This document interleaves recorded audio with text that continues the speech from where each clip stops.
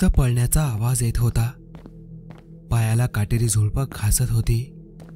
खरचटण्याची जाणीव होत होती, पण काही क्षण थांबून जखम पाहण्याची हिंमत मात्र मला होत नव्हती. ती काळी सावली अतिशय वेगाने माझ्या जवळ येत होती. आमच्यात अगदी हातभराचे अंतर राहिले होते आणि अचानक ती सावली मोठमोठ्याने ओरडू लागली, "उठ लवकर, उठतोस का नाही? ते दळण टाकलं आहे, कोण आणणार?" मी जागीच थांबून त्या काळ्या सावलीकडे पाहू लागलो. "अरे उठतोस ना? आज दिवाळी आहे, तरी किती वेळ झोपणार?" आता मात्र माझे डोळे खाळकन उघडले. समोर आई उभी होती आणि नेहमीप्रमाणे माझ्यावर स्तुतीसुमने उधळत होती. काळी सावली हिच्यापेक्षा कितीतरी बरी आहे, चुपचाप पाठलाग करत होती. असा काहीसा विचार करत मी उठलो. तसं पाहिलं तर अशी स्वप्न माझ्यासारख्या नास्तिक माणसालाच का पडतात हे माझ्या अजूनही लक्षात येत नव्हतं. भूत आणि त्याच्यासारख्या शक्ती या माझ्यासाठी फक्त मनोरंजनाच्या गोष्टी होत्या. वेळ जात नाही म्हणून एकाने सुरू केलेली गोष्ट, अनेक मिरची मसाले लावून ती पुढे चालू ठेवण्यासाठी केलेली धावपळ. पण लवकरच माझा हा माज उतरला जाणार होता. माझा नास्तिकपणाचा बुरखा फाटणार होता. आता मात्र माझी धडधड खूपच वाढली होती. आज त्या काळ्या सावलीने मला पकडलेच.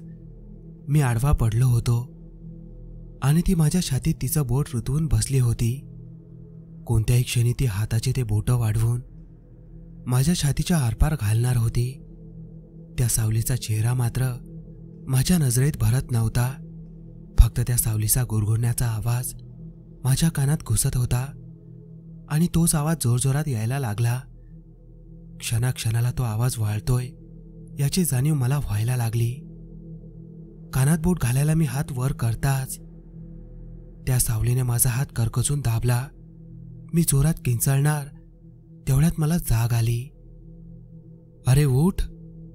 सिद्ध्याने मला पाठीत धपका दिला. "अरे लेका, गाडी चालवताना मी आणि माझ्या शेजारी बसून झोपतोय काय?" नील्या मागे बसून हसत होता. मी फक्त रागाने त्याच्याकडे बघितलं. नील्याने तोंड वळवलं, पण हसू काही थांबवलं नाही. निलेश आणि सिद्ध्या माझे कॉलेज मित्र. सिद्ध्याच्या कोकणच्या घरी 4 दिवस सुट्टी काढून मज्जा करायचा प्लॅन करून आम्ही निघालो होतो. गाडीमध्ये आमचा विषय नेहमीचाच होता, भूत असतं का नसतं म्हणून. सिद्ध्या नेहमीप्रमाणे ठाम होता, भूत असतं, आणि मी नेहमीप्रमाणे ठाम होतो, भूत नसतं म्हणून. तेवढ्या सिद्धेशने करकचून ब्रेक दाबला. गाडीसमोर कोणीतरी आलं होतं. आता शिव्या खाण्याची वेळ सिद्धेश्वर होती. कोणीतरी विवळत होतं. रात्रीची वेळ होती आणि रस्त्यावर अंधार होता, म्हणून त्या व्यक्तीचा चेहरा दिसत नव्हता. आम्ही खाली उतरलो. समोर एक मध्यम वयाचा माणूस होता. कमरेभोवती लुंगी नेसली होती. अंगात मळका सदरा आणि डोक्यावर गोल पांढरी टोपी. चेहरा अगदीच रडवेला झाला होता. आम्ही लगेच त्याची माफी मागायला लागलो आणि सांगायला लागलो, कसं आमच्या लक्षात आलं नाही की तुम्ही समोर आला आणि ब्रेक लागला नाही वगैरे. त्या माणसाने एकदा आमच्याकडे पाहिलं आणि तो बोलायला लागला, "अरे मियाँ, शांत हो जाओ, इतना भी कुछ नहीं लगा और कोई जानबूझकर थोड़ी ही करेगा ऐसा." त्याचं बोलणं ऐकून आमचा जीव भांड्यात पडला. आजच्या जगात एवढी चांगली माणसं असतील असं वाटलं नव्हतं. आम्ही त्यांना गाडीमध्ये घेतलं. तो निलेशसोबत गाडीमध्ये मागच्या सीटवर बसला. गाडीने पुन्हा वेग पकडला. "मेरा नाम असलम रहीम, यही अगले गांव में रहता हूं मैं." आम्ही फक्त मान डोलावली. तेवढ्यात सिद्धेश बोलला, "असलम भाई, ये बताओ, आपका भूतों के बारे में क्या ख्याल है? भूत होते हैं या नहीं?" असलम दचकून बघायला लागला. भूताचा विषय काढल्यावर त्याच्या चेहऱ्यावर अजून भीतीच्या रेषा आल्या. "होता है भाई, बिल्कुल भूत होता है," असलम म्हणाला. "क्या बात कर रहे हो असलम मियाँ, भूत जैसा कुछ भी नहीं होता." मैं म्हणालो, "होता है भाई, मैंने खुद देखा है हमारे गांव में. यहाँ कोकण में बहुत जगह है जहां आपको भूत के किस्से मिलेंगे, असलम म्हणाला. मन का वहम है, बाकी कुछ नहीं है. मी म्हणालो, अरे नहीं मिया, रुको मैं आपको मेरे गांव की कहानी सुनाता हूं. असलम म्हणाला, एक रोज की बात है. आता मात्र हा माझ्या डोक्यात जायला लागला होता. याची भाकळ कथा ऐकायची माझी तयारी नव्हती. मी सरळ बाहेर बघत बसलो. माझी बाहेर तंद्री लागली आणि याची आतमध्ये गोष्ट चालू होती. अर्धा तास झाला असेल आणि माझी तंद्री तुटली. मी बाहेर लक्ष देऊन माइलस्टोन पाहायला लागलो. Dapoli 28 kilometre, Dapoli 27 kilometre. 10 मिनिटांनंतर दापोली 28 किलोमीटर, दापोली 27 किलोमीटर. तेच माइलस्टोन परत कसे आले मला काही समजलं नाही. बहुतेक डोळ्यांवर झोप आली असेल.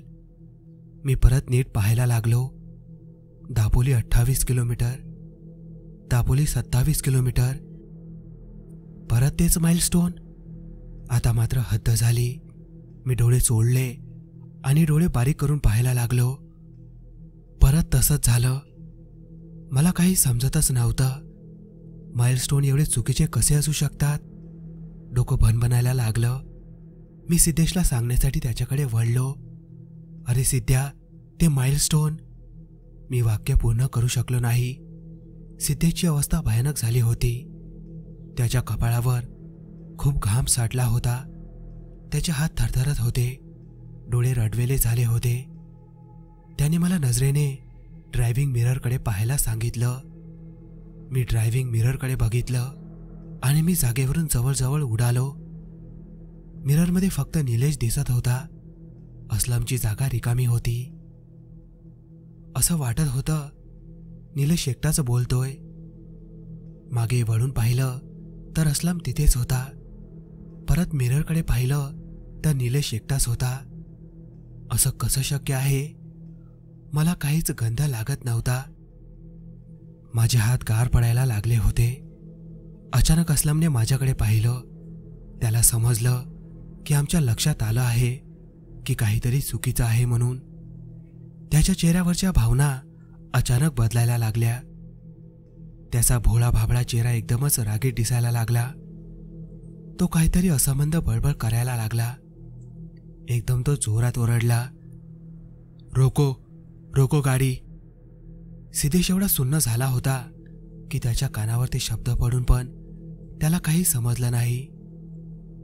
सुना नहीं तूने, रोको गाडी, रोकते हो या नहीं. सिद्धेशने गाडी थांबवली. असलम लगेच गाडीमधून उतरला. त्याने माझ्याकडे पाहिलं. एक भेदक नजर माझ्याकडे टाकली. याद रखना, भूत होते हैं, बस उनसे मिलने का इंतजार करना. एक विचित्र हास्य त्याच्या चेहऱ्यावर होतं. माझ्याकडे नजर टाकून तो तरातरा चालायला लागला. मला गाडीतून उतरून तो कुठे चालला होता ते बघायचं होतं.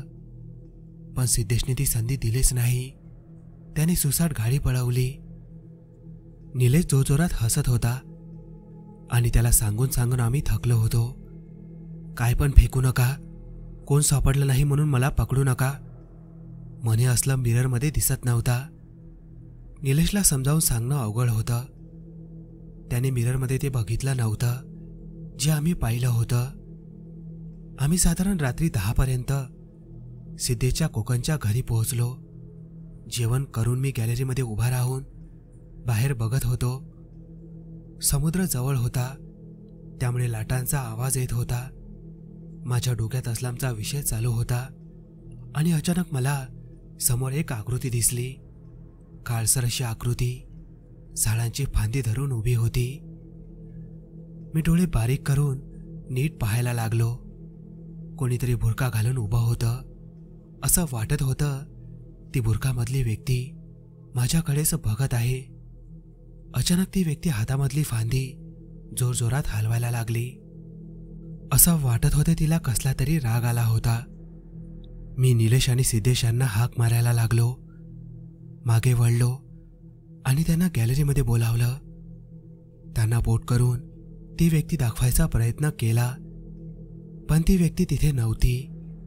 फक्त फांदी हलत होती. ए भावा, बस आता, एका दिवसात खूप झाला आता, निलेश म्हणाला. चल झोप आता, असं बोलून हसत हसत तो आतमध्ये गेला. पण मला नक्की आठवत होतं, मी बुरख्यामध्ये कुणाला तरी पाहिलं होतं. हे नक्की कोण होतं त्या बुरख्यामध्ये? आज त्या सावलीला आकार आला होता. ती बुरखाधारी माझ्या भोवती गोलगोल फेरी मारत होती. पण आजही मला चेहरा काही दिसत नव्हता. खूप विचित्र हसत होती ती. मला तो हसायचा आवाज सहन होत नव्हता. मी घट्ट कान झाकून घेतले, पण तो आवाज काही कमी होत नव्हता. मी खूप जोरजोरात ओरडायला लागलो. कोण आहेस तू आणि काय हवं आहे तुला? का मला एकट्याला सोडत नाही? मी काय वाईट केलं आहे तुझं? का मला त्रास देत आहे? काही उत्तर आलं नाही, पण विचित्र हसायचा आवाज अजून वाढायला लागला. आता मात्र माझ्या सहनशक्ती पलीकडे गेलं होतं. एवढ्यात माझ्या डोक्यावर कोणीतरी हात फिरवत असल्यासारखं वाटायला लागलं. मायेची ऊब जाणवायला लागली. तो विचित्र हसण्याचा आवाज कमी व्हायला लागला. मी खळबळून जागा झालो. मला दरदरून घाम फुटला होता.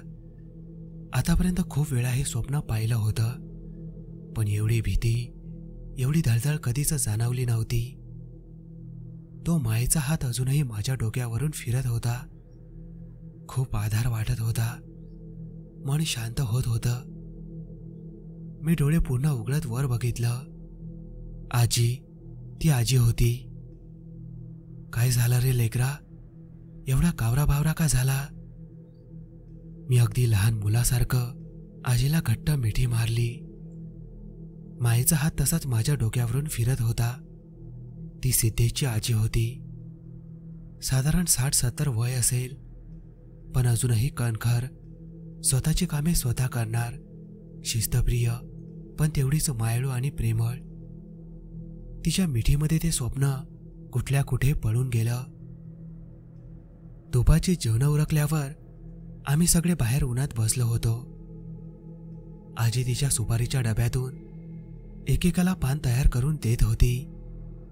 निलेश आणि सिद्धेश माझ्याकडे बघून हसत होते. भूधन असतं रे सिद्ध्या, ते आपले भास असतात. निलेश मला चिडवत सिद्धेशकडे बघून बोलत होता. अरे नाही रे निल्या, ते फक्त काही लोकांच्या स्वप्नात येतं. असं बोलून सिद्धेश आणि निलेश सोबत जोरजोरात हसायला लागले. इतका वेळ शांत बसलेली आजी त्यांच्याकडे बघून त्यांना रागवायला लागली. अरे बस करा की र, किती माझ्या लेकराला चिडवाल? गप आता. त्या दोघांना काही फरक पडला नाही. ते अजून जोरजोरात हसायला लागले. अरे मेलांनो, शांत बसता का आता? आजी रागावत म्हणाली. अगं आजी, काय सांगू तुला आता? या कट्टर नास्तिकाला हल्ली भूत दिसायला लागली म्हणे. सिद्धेश म्हणाला. काल काय तर म्हणे बुरखा घातलेली बाई दिसली म्हणे. बुरखा शब्द ऐकताच आजीचा चेहरा गंभीर झाला. रेश्मा आपा दिसली वाटतं याला, सिद्धेश म्हणाला. मेल्या, कशाला तिचं नाव काढतोस यावेळी? गबस की जरा. किती वेळा सांगितलं त्या अवदसेचं नाव नाही काढायचं. आजी तसं म्हणाली आणि तरा चालत निघून गेली. सिद्ध्या, तुला माहिती होतं की बुरखावाली बाई आहे म्हणून? मी म्हणालो. हो माहीत होतं. चला मी चाललोय नारळीत, येताय का? सिद्धेश कपडे झाडत उठला. निलेशही उठला. माझं डोकं दुखतंय, तुम्ही जा, मी त्यांना म्हणालो. दोघंही माझ्याकडे बघून हसत निघून गेले. जसे ते गेले मी लगेच आत आजीकडे गेलो. आजी देवघरात वादी वळत होती. मी तिच्या शेजारी बसलो. तिने नजरेनेच देवाला पाया पडायची खूण केली. मी हात जोडले. आजी, मला तुला काहीतरी विचारायचं होतं. मला माहीत आहे लेकरा, तुला काय विचारायचं आहे. आधी मला सांग, तुला काल इथे आल्यावर काय दिसलं? आजी म्हणाली. काल रात्री जेवण झाल्यावर मी गॅलरीमध्ये उभा होतो. अचानक समोर मला एक आकृती दिसली. काळसर अशी आकृती झाडाची फांदी धरून उभी होती. मी डोळे बारीक करून नीट पाहायला लागलो. कोणीतरी बुरखा घालून उभं होतं. असं वाटत होतं ती बुरखामधली व्यक्ती माझ्याकडेच बघत आहे. अचानक ती व्यक्ती हातामधली फांदी जोरात हलवायला लागली. असं वाटत होते तिला कसला तरी राग आला होता.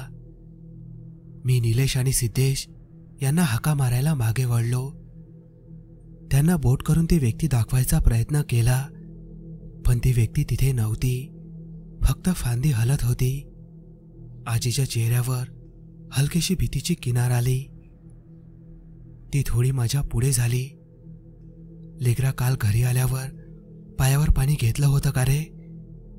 घेतलं असेल म्हणजे नाही आठवत मला, मी म्हणालो. आजी लगेच उठली आणि तपकळीमधला अंगारा तिने माझ्या कपाळाला लावला. तिचा हात कापत होता. चेहऱ्यावरची भीती स्पष्ट जाणवत होती.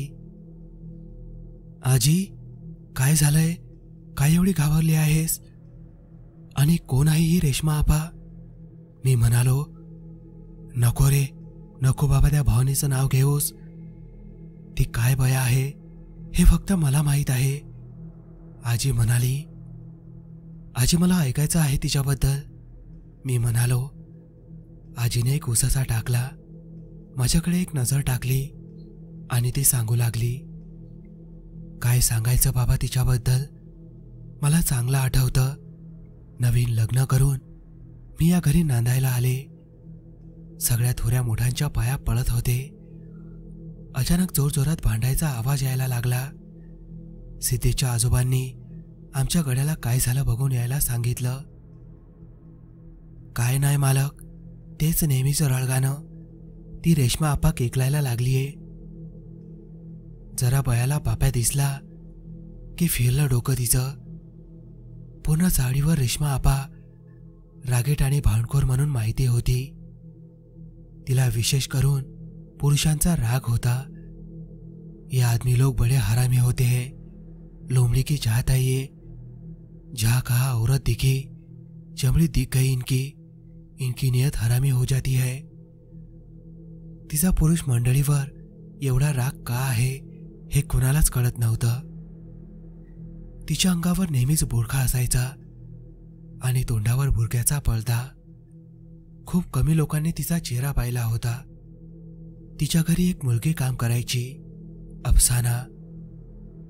लोक असं म्हणायचे फक्त तिनेच रेश्मा आपाचा चेहरा पाहिला होता. आजीने पाण्याचा एक घोट घेतला, घसा थोडा खाकरला. थोडं थांबून ते पुढे सांगू लागली. लेकरा, मला अजूनही तो दिवस आठवतोय. मी अंगणात साफसफाई करत होते. अचानक ती बया आपल्या घरात घुसली. मोठमोठ्याने बोंबा मारायला लागली. निकलो बाहर हराम के बिल्लो, समज क्या रखा है रेश्मा आपा को.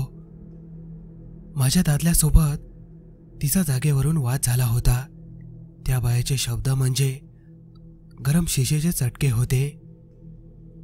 आजी थोडं थांबली, बाहेरचा अंदाज घेतला. दबक्या आवाजात ती सांगू लागली. त्या रेश्मा आपाचा शेवट पण खूप भयानक झाला म्हणे. घरातच 2 दिवस मेल्यानंतर ती सडून पडली होती म्हणे.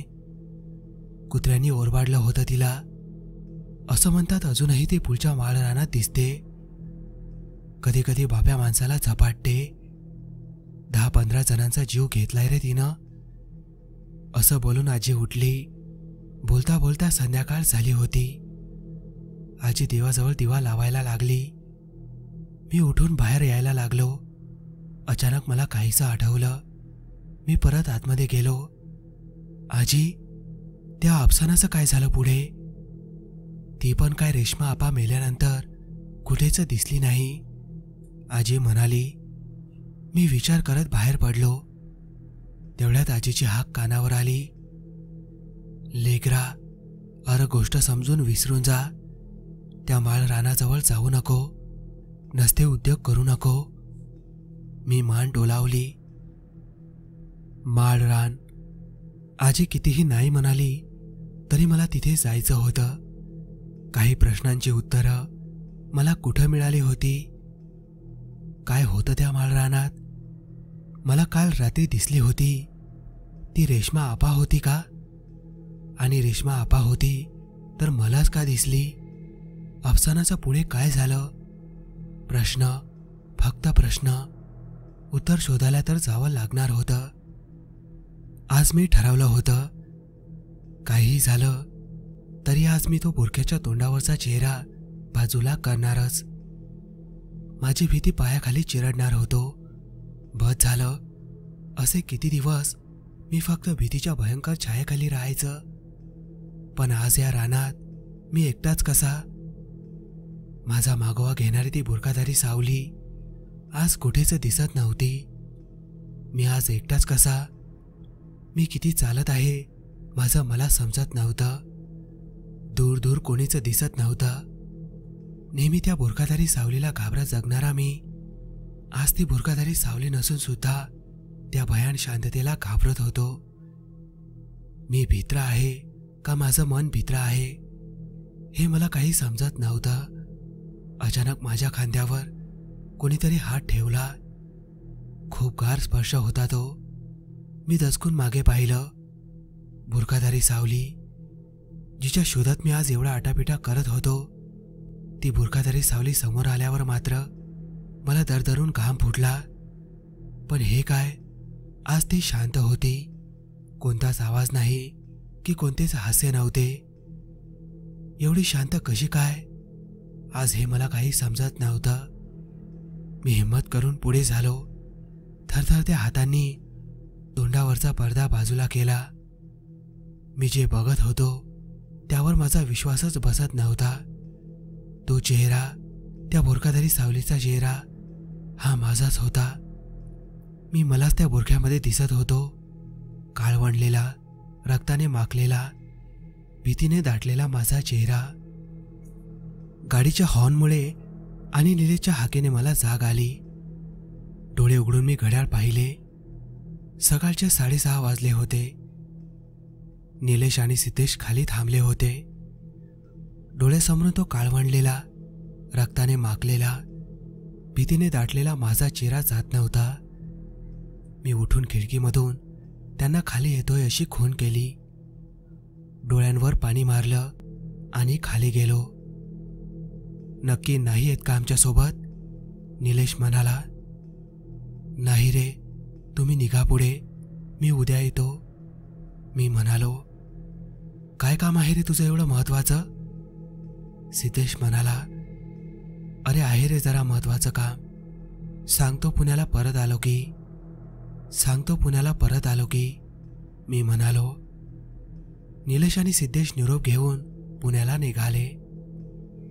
मी झटपट आवरलं आणि गावात त्या माळ रानाबद्दल, रेश्मा आपाबद्दल काही माहिती मिळते का हे बघायला बाहेर पडलो.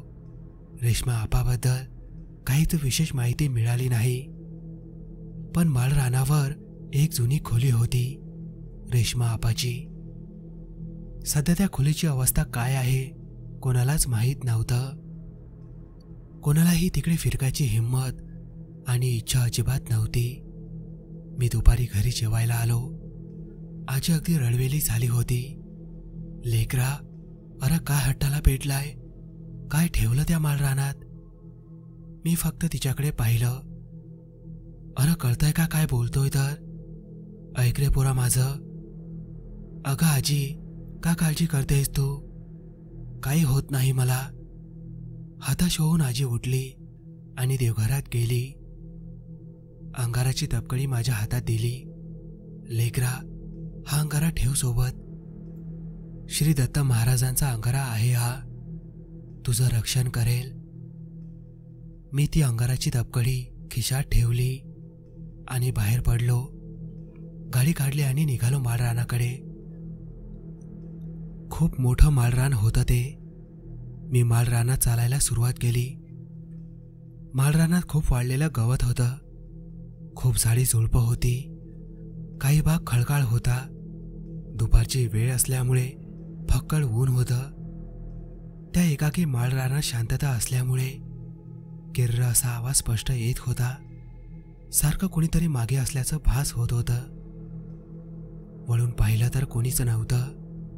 मनाचे खेळ आहेत असं मनाला समजावून सांगत होतो. मध्येच वाढलेल्या पानांचा आवाज त्या शांततेला चिरत होता. कितीही नाही म्हटलं तरी दरदरून घाम फुटला होता. बराच वेळ वाटलं परत जावं, पण कुतूहल शांत बसू देत नव्हतं. कुतूहला पोटी सारे विचार मागे सरून हिम्मत करून पुढे चालत राहिलो. साहजिकच कोणी फिरकत नसल्यामुळे पायवाट नव्हती.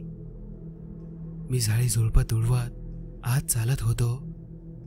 20-25 मिनिटातच मला एक पडकी खोली दिसली. हीच त्या रेशमापाची खोली असणार. दगडावर दगड रचले होते आणि वर गवताचं छप्पर होतं. मी त्या खोलीच्या दारात आलो. एक क्षण तिथेच थबकलो. आत माझ्यासाठी काय वाढून ठेवलंय याची मला जरा कल्पना पण नव्हती. थोडा विचार केला. आज जायची गरज आहे का असा मनाला 10 वेळा प्रश्न केला, पण कुतूहल शांत बसू देत नव्हतं. जे होईल ते होईल असा विचार करून दारावर टकटक केलं. त्या सरशी बाजूची माती पडली. खरंच खूप पडकी होती ती खोली. परत दारावर टकटक केलं तरीही आतून काहीच आवाज आला नाही. मला एकदम जाणीव झाली एवढ्या वर्षात त्या खोलीमध्ये कोणी कसं राहत असेल. मी माझ्यावरच हसलो. मागे वळून जायला लागलो. अचानक खोलीमधून बारीक उजेडाची तिरीप आली. मी जागीच थबकलो. कसं शक्य आहे? आतमध्ये कोणी असेल हे शक्यच नाही. काय करावं? आज जाऊ का नको? उजेड तर येत होता. खूप हिम्मत करून दार सरकावलं आणि आतमध्ये गेलो. जसं आतमध्ये गेलो तशी कार हवेची झुळूक जोरात कानामागून गेली. दचकून मागे पाहिलं, कोणीच नव्हतं. एवढा आवंडा गिळून थोडं अजून आतमध्ये गेलो. बाहेरून लहान वाटणारी खोली आतून खूपच मोठी होती. खोलीमध्ये खूप अंधार होता. थोड्या अंतरावर छोटा दिवा लावलेला दिसला. पण हे काय? तिथे कोणीतरी बसलं होतं. डोळ्यांना काहीच स्पष्ट दिसत नव्हतं. कोण आहे हे पाहायला एक पाऊल पुढे जायला लागलो आणि अचानक कोणीतरी माझा पाय पकडून जोरात ओढला अशी मला जाणीव झाली आणि एक जोरदार किंकाळी माझ्या तोंडून बाहेर पडली. गडबडीत खाली पडलो आणि उलट्या दिव्याच्या दिशेने सरकलो. छातीत जोरात धडधड चालू झाली. समोर काहीच हालचाल दिसली नाही. नक्की माझा पाय कोणी पकडला होता की कशामध्ये अडकला होता? मी खाली बसलो होतो आणि माझी पाठ दिव्याकडे होती. एकदम मागून आवाज आला, कोण है? अनपेक्षित आलेल्या आवाजाने मी एकदम मागे पाहिलं. कौन आहे? अरे वाह, मेरे घर आके मुझे ही पूछ रहे हो कौन है? कौन हो तुम?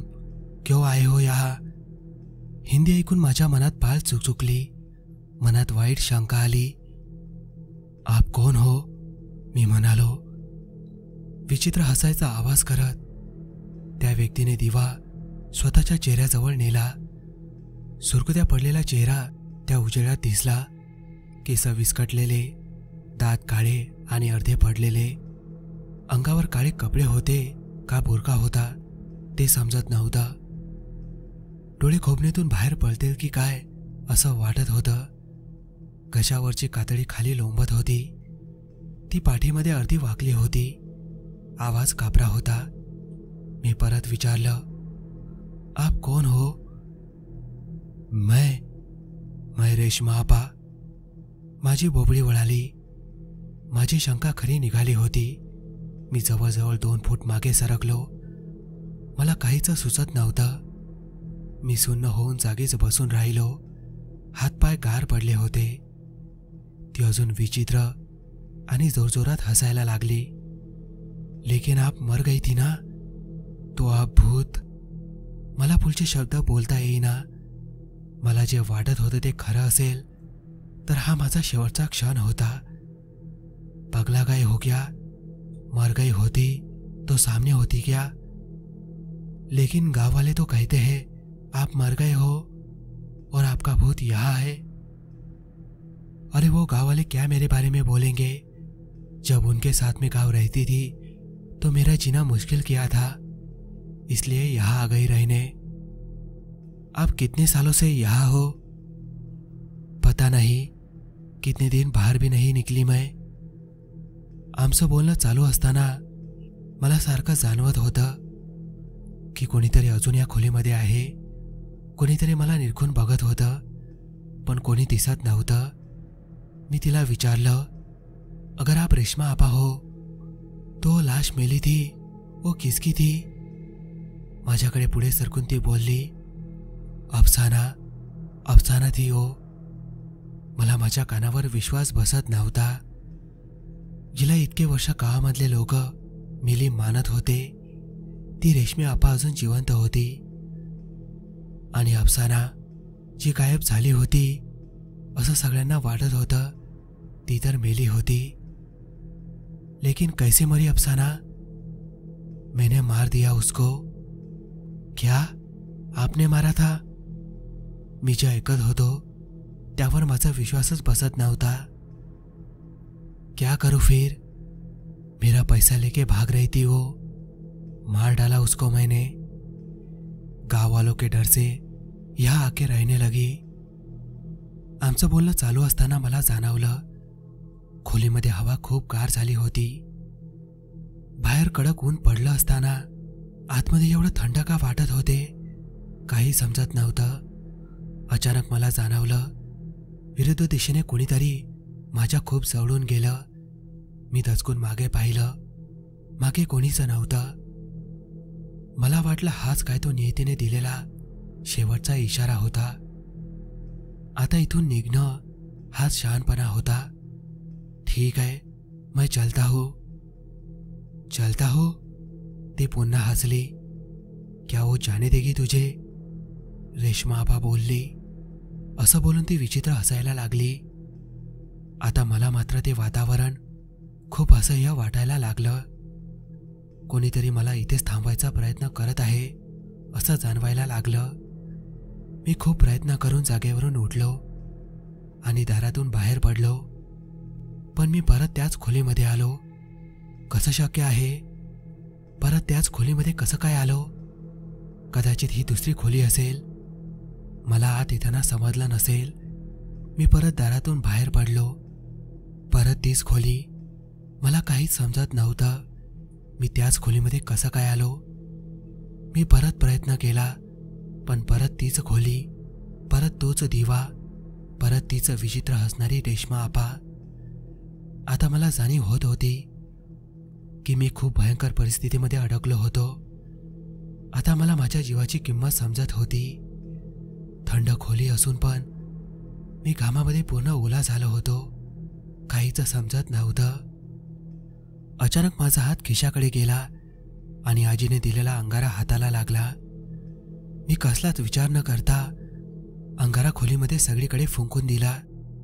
जेवढी शक्ती शिल्लक राहिली होती ती पणाला लावून खोली बाहेर पळालो। जोरात अडखळून बाहेर दगडावर पडलो। बाहेर अंधार पडला होता, रात्र झाली होती। खोलीमधून बाहेर पडल्याची जाणीव होताच मी जमेल तसं माळरानावर पळत सुटलो। धडपडत होतो, परत उठत होतो, तरी पळत होतो। शेवटी गाडीजवळ पोहोचलो। कसंबसं गाडीचं दार उघडलं आणि आतमध्ये बसलो। मोठमोठे मी श्वास घेत होतो। रुमाल काढला आणि घाम पुसायला लागलो। तेवढ्यात गाडीवर टकटक झाली। मी गाडीची काच खाली घेतली। अंधारात चेहरा दिसला नाही। कोण आहे? मैं अफसाना। काही वर्षानंतर माळरानाच्या विशीवर गाडी थांबली। निलेश आणि सिद्धेश गाडीमधून उतरले। त्यांनी थोडी जागा साफ केली। खाण्याचे पदार्थ बाहेर काढले आणि केळीच्या पानावर मांडले। हळद कुंकू वाहिलं, त्याभोवती पाणी फिरवलं। हात जोडून थोडा वेळ थांबले। मी बघत होतो। सगळे माझ्या आवडीचे पदार्थ अगदी आठवणीने आणले होते। शेवटी ते माझे मित्र होते, पण वर्षभर फिरकत नाही इकडे। वर्षातून फक्त एकदाच येतात मला भेटायला। तेवढ्यात मागून एक आवाज आला, अरे क्यों बुरा मानते हो, मैं हूं ना, तेरी अफसाना. आता मी जिवंत नव्हतो. माझे मित्र दर वर्षाला येतात आणि माझ्यासाठी खायला घेऊन येतात. आता त्यांनी आणलेले जेवण मी जेवत होतो. मित्रांनो, ही थरारक भयकथा तुम्हाला कशी वाटली ते कमेंटमध्ये सांगायला विसरू नका. भेटूया लवकरच अशाच एका थरारक भयकथेसोबत.